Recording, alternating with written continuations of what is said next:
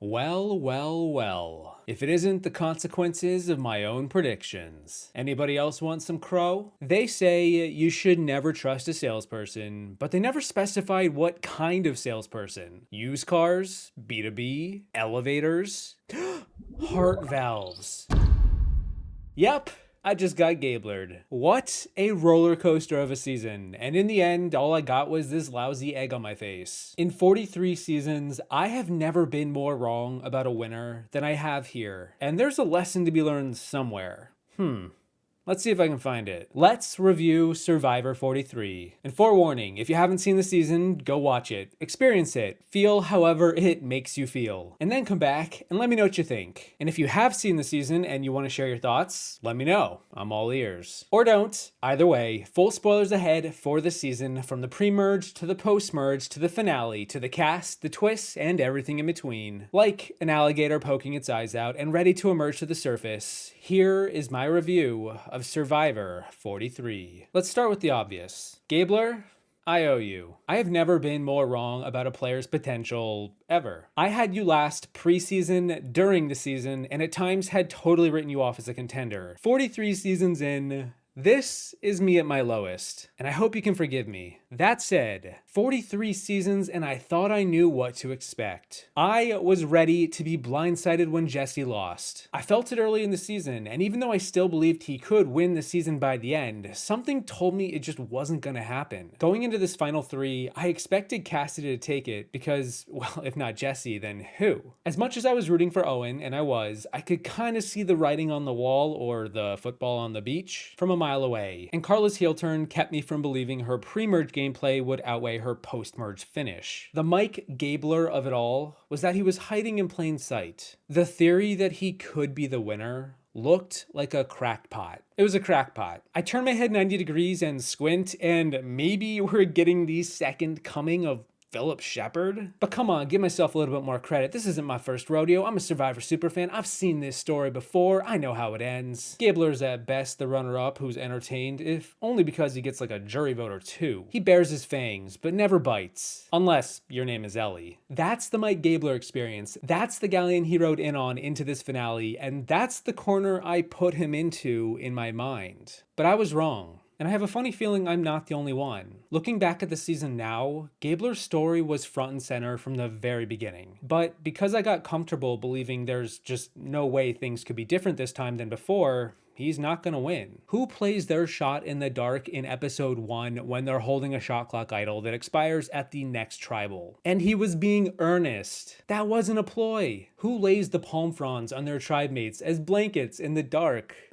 Spiky. Who throws their tribe mate under the bus at the merge? A tribe mate who was trying to keep the numbers in your favor only for you to argue with them in front of everyone. Gabler, I know it's not sponsored by Applebee's, but can we just enjoy the merge feast in peace? But just like Marianne, just like Erica, heck, just like Tony a little bit, Gabler isn't too far removed from any of them. Gabler was his own person, with his own quirks, who played unabashedly. He owned up to his mistakes, and he kept on trekking forward. Given he held that shot clock idol, he likely survives the pre-merge either way. He then fell into the bottom at the merge after being excluded from the Geordie Alliance of 7, but they turned on each other pretty quick, and by the time the split final 10 happened, he was brought into the Ride or Die Alliance with two of the strongest players of the season in Jesse and Cody. That took him to the final 6, where he correctly identified Cody needing to go. And then a lucky window of opportunity arose when Jesse made one of the most gutsy and brutal moves in Survivor history. Seriously, hang that handshake on a wall. That is Survivor art in its purest form. And now, suddenly, the man who was wearing camo in the foreground, who was ambling around like he had no win equity at all, suddenly,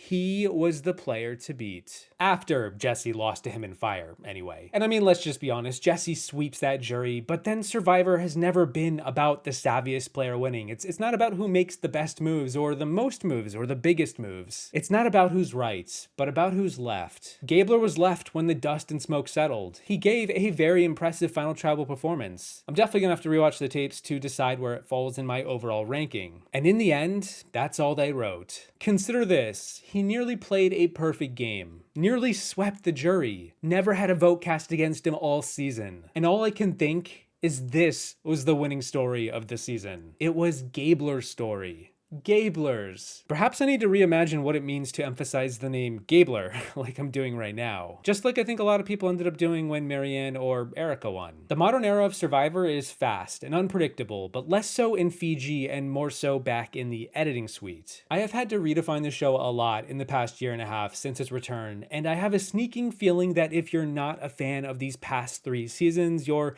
likely not going to be a fan of the show at all moving forward. Time feels paper thin in this new era, like barely any time passes from episode to episode, and with all the twists and turns, Survivor is a bit more on rails than I love. But ultimately, I am here for the game, I stay for the game, and I will be damned if I didn't admit I love the drama of a good blindside. And I'm talking about me being blindsided. The show itself is consistently keeping me hooked each week, and I think Survivor 43 has done the best job of this era yet when it comes to establishing a foundation for which the show can thrive on, even though I have some grievances, as per usual. The post-merge needs to stop relying so much on telling single episode storylines that essentially always boil down to the hamster ball has been shaken and the chaos is indecipherable. I am looking at the Dwight boot in particular, my least favorite of this season, where it was reduced to just like all of the advantages being swapped around, and I guess Dwight getting picked off because Cody made an audible at the 11th hour. Half that episode was the immunity challenge. I literally timed it 50% of the runtime was the challenge, and I consistently felt like not enough time was spent understanding the relationships between the merged tribe. That's my biggest grievance with long challenges and all these advantages. They take time away from actually understanding the why in the drama. Like, okay, I get Janine is at the bottom, I get why, but why was it only Cassidy who voted for Ryan at her boot? Why did Cody and Jesse vote out Ryan in the next episode when they said they were going to do the opposite? Why is nobody on the bottom rallying to keep Noel when they should appear to need numbers? Why is the whole tribe suddenly against Sammy? He's labeled a flipper out of thin air. Why in the world is nobody targeting Jesse or Cody? I think the answer is that Survivor 43 did a lot of telling and not enough showing for my liking, and I wonder why. The modern era suffers the most with this aspect, like how Erica and Heather were apparently a tight duo all season, but this was only told to us halfway in, despite them reaching the final 4 together. Season 43 leaned heavily into telling us a brief summary after the fact, in the first minute of the next episode, about what really went down in the previous episode, which I think will make it hold up better on a binge, but having to wait a week after dissecting the results and being left with a lot of question marks that straight up just cannot be answered with the footage, it left me dissatisfied at times. Like, what I'm watching at the moment doesn't really matter because I'm gonna be unable to decipher why half the players are doing what they're doing until next week anyway. However, I don't think it's the worst thing ever, and I realize it can have some upside. I do love a good old-fashioned blindside. I like being left in the dark about certain parts of the game if an idol has been found and allegiance has switched, and we did see that with Cody and the beads, or how Carla and James flipped on Lindsay in the pre-merge. But by that same token, I was also shown the why or the how of those moments in the same episode, and I think that's important. Tribal Council is the climax of every episode, and it's just not that great being told in a confessional what went down when we could have just had it shown. Also, I'm gonna write this down, stick a little envelope, put it in the feedback box. Can the Tribal Councils get a little bit more interesting? Just shake them up just a little bit more? I don't know what good analogy I can think up on the spot to express my frustration, but I got so bored at a lot of these tribal councils this season, and that usually doesn't happen to me in US Survivor. I hope all of this is something that can be considered going forward, because for the most part, I did enjoy this season of Survivor. The pre-merge was a very good, consistent, stock standard affair. It was Survivor as we've come to know it. Those first 5 episodes were building to the merge, and I enjoyed them. While the votes were conventional, they were also understandable, and they also had a fair bit of drama each week. Didn't fully understand why Mariah ended up going, but hey, still. We had Gabler attempting the Zayn Knight gambit in the premiere, Cody in the hat idol with the beads, Jesse turning on his island mom in NECA, Lindsay getting too paranoid for her own britches, or Ryan getting too comfortable attempting the Drew Christie of it all. Throwing a challenge, asking for votes, expecting a blindside,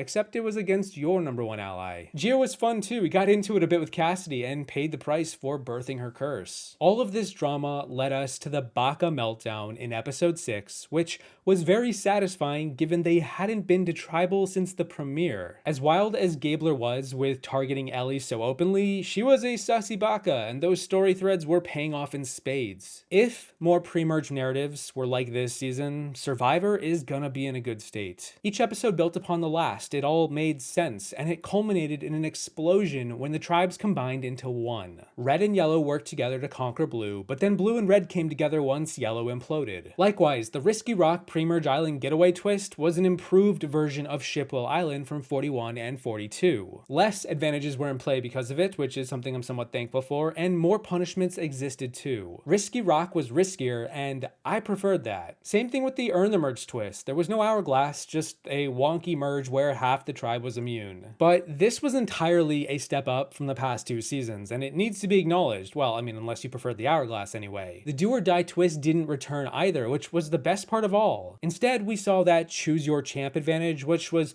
pretty tame considering what it could have been. It's like a weird hidden idol kinda, but it incorporates the challenge, and everyone knows about it. We also saw the split tribal at Final 10, which is something I would prefer to stop seeing in the next cycle. Not that I straight up dislike it, it's just that we've seen it now so many times. I get that it gives us 2 boots in 1 episode, and that's probably better than like a rushed 2 tribals, but I really missed the Final 9 vote as it had strong potential to see a flip emerge. When you take a step back and you just look at the season as a whole, the post-merge starts to get mangled when half the votes are unusual thanks to the format. Although, to be fair, with no do or die, Survivor 43 gave us a Final 7 vote, and I appreciate that. It looks like Survivor 44 is introducing caged idols too in the middle of camp. Jeff is absolutely having a field day with all of these wild ideas, and all I can ask is to go back to the Mike White school of thought. Are these twists fun, Jeff? Do they make the show fun to watch? Do they compromise the integrity of the game? While I did enjoy the wacky search party at the Final 7 for the choose your champion advantage, and I got a kick out of how often the players missed the parchment, a part of me did wonder if we were trading this on-rails experience of going through the motions to find these advantages in exchange for missing more context for the actual game happening on the island. That's kind of my biggest fear whenever we step outside the players and the story and focus on just what the producers are cooking up. But hey, in the spirit of Mike White, ultimately it was fun, and it wasn't as egregious or do or die, so I will take it. I will also take more of the types of challenges we got in season 43, which 43 upped from 41 and 42. I liked the tag team immunity, seeing Last Gasp return, the massive hamster ball, the largest ramp ever in Survivor history. The challenges were at times samey as per usual, but also refreshing at times too. I don't usually say that. We even saw a twist from Pearl Island's return when one tribe could pillage another tribe's camp. Heck, as far as I'm concerned, when you're pulling from Pearl Islands, you know you're doing something right. More of this, please. Producers. I will also take a lot of this cast back for an all-star season, yeah? The modern era is shaping up to have a really exciting returning players season whenever they get around to it. You can take half of any of the players from the merge onward and just be good to go. Particularly Cody and Jesse if I had to make a short list. Perhaps Noelle too, in lieu of that insane challenge comeback with the balance beam. That is either the second best or the best comeback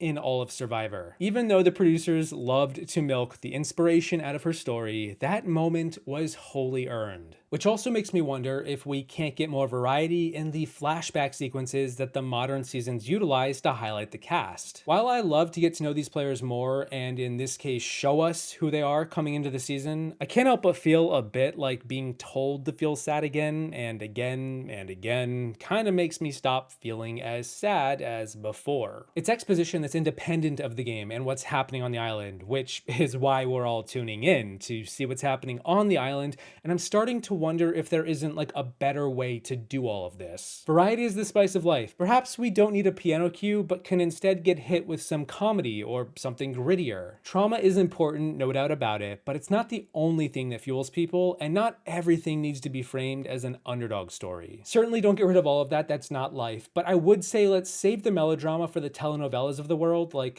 when Jesse destroyed Cody's whole world in one swift blow of an idol play. Had Cody been in that Final Four, perhaps Cody would have won that final challenge and taken Jesse, and we've got quite a different Final 3. That entire sequence of events was captivating, it was gut-punching, it was heart-wrenching, and it was one of the finest showcases for why I watched Survivor. 43 seasons deep, and Survivor still has it. And if you can give me more of that, I'll be a happy camper. And then you combine that with Owen's Charlie Brown narrative arc, which I loved, or Carla's physical state being a metaphor for the deterioration of her game, or Cassidy not being the loudest fox in the den, but still stealthy, under the radar, and lethal. As she foreshadowed on day one, a fox in the henhouse that many didn't see coming until it was too late. Ryan channeled that old school Aussie catch all the fish mentality. James became the king he was trying to avoid being seen as. Noelle was just straight up a badass. Janine was one of the unluckiest players ever, maybe top 5. She hit every branch falling all the way down. Cody was living. Dwight, you were taken too soon. You know it, I know it. And Sammy proved he was more than just his age. He was 22 out there, and maybe that's the age he'll be when he returns and wins. Ultimately, this takes us back to the very beginning. I am still floored that Gabler is the winner, but that's something that'll get normalized over time. I think Survivor has had an eclectic, almost eccentric string of seasons in this era, with a common through line of being the tallest nail means you're gonna get the hammer. The game changes on a dime, and the biggest monster is the shifting meta and how future players adapt to it with each new season. If that promo trailer for 44 is any indication, we are in for a wild ride next season, and I can't wait. Outside of like Winners at War, I don't think I've ever had a promo get me as hyped as that one, and like, okay, fine, Jeff, I will buckle up for one more thrill ride. As far as the after show goes, I kinda wish that we could give the players like a day to chill, to process, to get showered, get some food in their bellies, and then come back and talk about it all, still in Fiji, just given a little bit more rest and thought. And like, look, if we're tweaking so much about this show already, why not just give it a shot? For me, it kind of feels a bit early to say this outright, but Survivor 43 ranks somewhere in the middle for me, probably more upper half than lower, as it had a decent foundation that's built upon its predecessors in the right direction. The cast was pretty lively, the drama pretty juicy, and the moves were surprisingly effective and sometimes big. And I am blown away by the winner and the winning game. As I said at the top of the video, let me know what you thought about this season, as if I need to encourage you guys to tell me. Did you like Gabler winning? Were you satisfied with the outcome or dissatisfied? Were you rooting for Cassidy? How did you feel with Jesse going out at the fire making challenge? Do you still want to see that in the show? Thank you to my patrons for supporting me through another year and another season. Believe it or not, it's been over 5 years now. And damn,